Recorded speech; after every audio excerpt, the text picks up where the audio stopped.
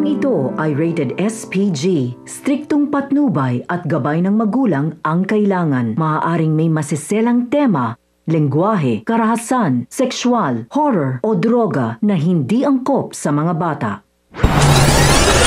Kapamilya, matapos ngang tawagan ni Olga si Balatukan at hindi sagutin ang kanyang mga tawag ay kinutuban na siya dahil malamang umano na hindi pa nakakabalik si Tanggol at kinakailangan niyang alamin kung ano at papaano nakakalabas-masok si Tanggol sa bilibid.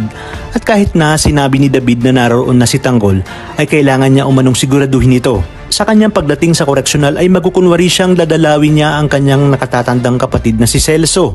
Walang nakakaalam sa mga Montenegro na may ugnayan pala si Celso at Olga dahil mulat ng inampon si Olga ni Don Julio ay buong akala ni Don Julio na wala nang kakilala ni isang kapamilya itong si Olga.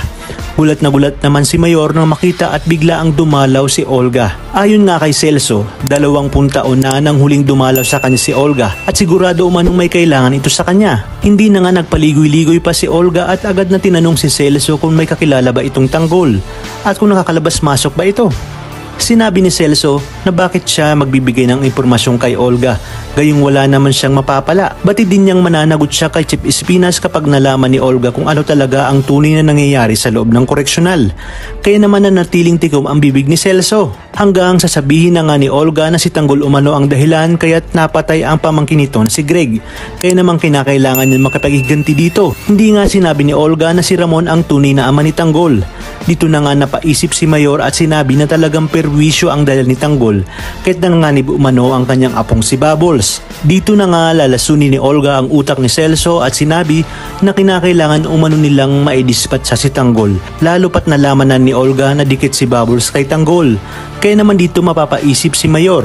Maya-maya pa nga ay sinabi na ni Mayor kay Olga lahat ng kalakaran sa loob at paglalabas-masok ni Tanggol. At sa susunod na misyon umano ni Tanggol ay hindi na niya ipapasama ang kanyang apong si Bubbles. Kaya pagkakataon na umano ni Olga para itumba nga itong si Tanggol. Dagdag pa ni Mayor na wag idadamay ang kanyang apo dahil tiyak na mananagot nga itong si Olga. Ipinangako naman ni Olga na walang madadamay basta't makipagtulungan lang umano ang kanyang kapatid sa kanya. Kaya naman mga kapamilya, pakatutukan natin ang mas kapanapanabik na tagpo dito lang sa pambansang teleserye ng Sambayanan, ang FPJ's Batang Quiapo.